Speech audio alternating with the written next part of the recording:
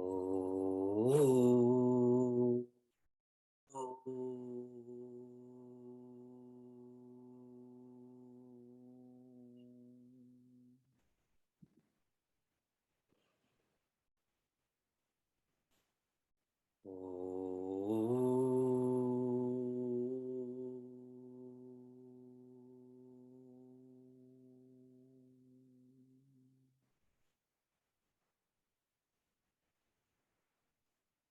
welcome to Meaningful Mornings. What does the word seva mean? Share with me in the chat. And this is why those who are joining through Facebook or Instagram, joining through Zoom is more interactive. Service, which is correct. What is the most difficult seva to engage in? What is the most difficult service to offer? Any thoughts, reflections?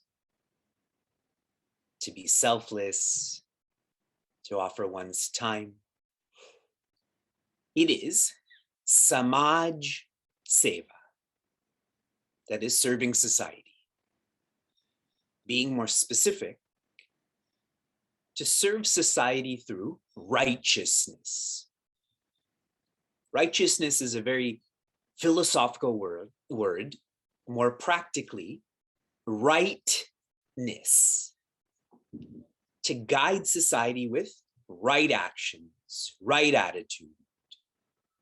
For us, we include sentiments like right atma, right ananda. Why is this the most difficult?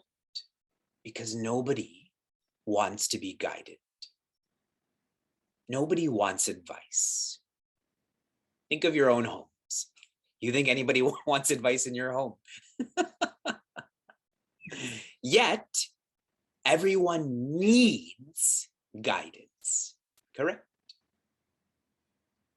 Like an ignorant patient doesn't want medicine, yet needs medicine.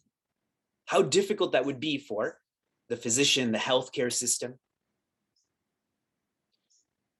I'm sharing this sentiment with all of you because you make samaj seva easy, natural. In verse 19, what was our key word? Share in the chat, share with me. What was the key word that we're going to remember verse 19 with? Asakta. A-S-A-K-T-A, not asakta. This doesn't suck. That could work too.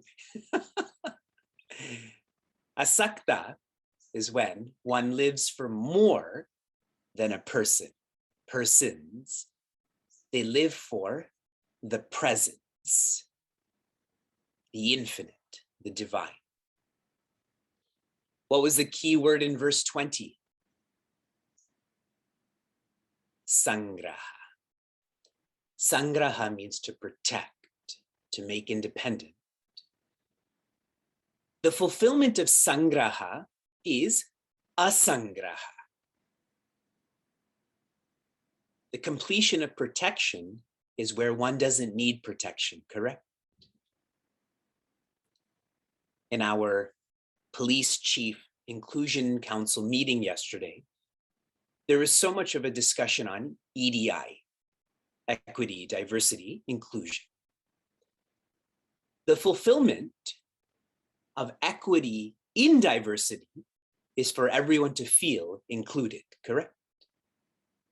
If everyone felt included, would we need to focus on EDI? That would be complete. And this is why I share with those who are younger, as in those who are still in high school, university, etc. Back in the day, I felt, my observation, the most significant influencers on society, they were preachers.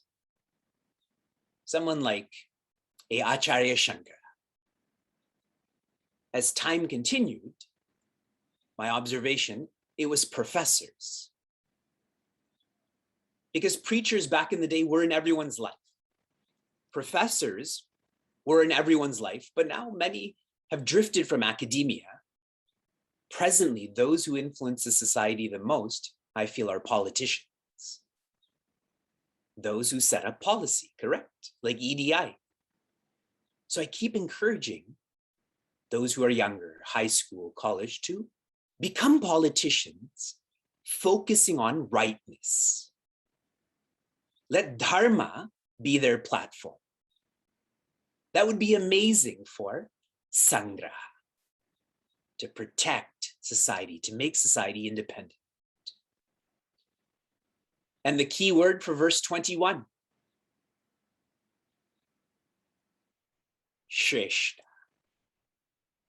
Asakta, Sangraha, Shreshta. The one who is great, they know the purpose. The purpose of today, the purpose of life. They also know the people. They're empathetic, they're sympathetic with those around them, those who are far away. And that's why they also know the path. These 3 P's are important. The furthest in is the purpose. The furthest out is the people. How do you connect the people to the purpose? With a path. A Shreshta knows all of this, facilitates all of this. And I casually use the sutra. You have to blend with people to bend people. A Shreshta has to follow the path too. For all of us who teach, whether it's you teach professionally or you teach at home, if you don't follow your own teachings, your teachings become impotent. Yes? If a vision is not matched with a lifestyle, no one is going to believe or have faith or have trust in that vision. We have to internalize this because all of us are Shreshta in some way. Someone is looking up to us in whatever way. We are Shreshta to them, correct? Great in terms of driving. Yesterday, Vyasa and I were sitting in the car and I said, Vyasa, how old do you have to be to drive? And he said, 5. I said, no, Vyasa, I'm praying that you'll have to be 16 to drive. So you still have to live 4 times as long as you are, how old you are. But my point is, I'm Shreshta to him in terms of driving,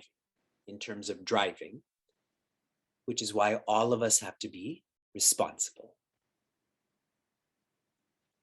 Right actions, right attitude. Prince Arjuna is asking for proof of all he's heard in chapter 3. Shri Krishna has given him proof. Raja Janaka is proof. In fact, anyone who leads themselves is proof. Now Shri Krishna personalizes this in verse 22.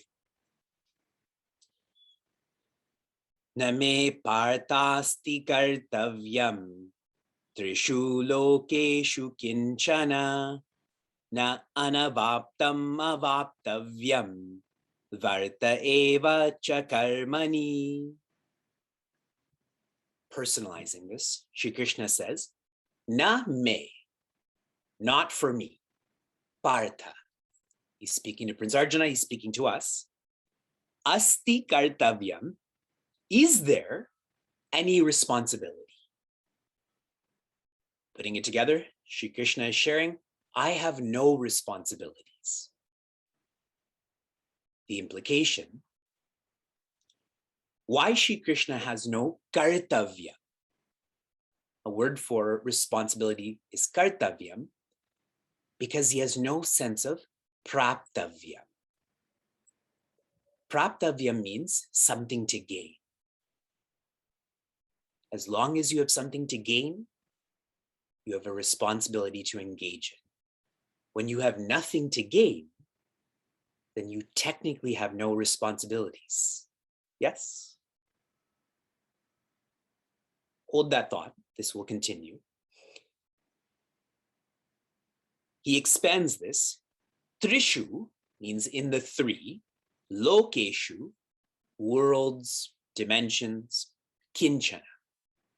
I don't have any responsibilities in the three worlds, in the three dimensions. This is an emphatic point that I don't have any responsibilities. There are no conditions. The high implication of this is that Sri Krishna is joyous. The three dimensions, past, present, and future. He was joyous. He is joyous. He will be joyous. And why I'm sharing this as a higher perspective, because Sri Krishna is an avatar. He's an incarnation. That means he's incarnated as Sri Krishna, but he's going to come again and again and again. And he's already come as Sri Rama, etc. We are not here to be professors. How do we personalize this? Stop postponing being joyous. Being joyous has nothing to do with time. We're all ingrained with tomorrow we're going to be joyous, or when I grow up, I'm going to be joyous. Many of us are so old, we're growing down now, correct? Making this more tactile, stop wasting time. Those who waste time are actually giving time more reality. Those who don't waste time, they're the ones who have the right relationship with time. Those who are joining me next week for Learning to be Natural, the workshop through Chinmay Mission Pittsburgh, I will be referencing how Sri Rama and Sri Krishna never wasted time. Even when they couldn't travel, they were learning from nature. What great leaders for us. Third quarter, na anavaptam avaptavyam. What Sri Krishna shares is that there's nothing that I have not already gained, and there's nothing that I can gain. He is what we studied in verse 17 and 18. In chapter 3, verse 17 and 18, I shared with all of you, the one who lives by karma yoga, karma yajna. What do they feel? They feel tripti, santushti, rati. They are joyous. In verse 18, they have no vyapashaya. They do not depend on any article, being, or circumstance. And the reason for that is that they're tuned into their infinite nature. The infinite doesn't depend on the finite. Trying to personalize this. Our sense of dependency should go from, right now Vivek depends on his ego.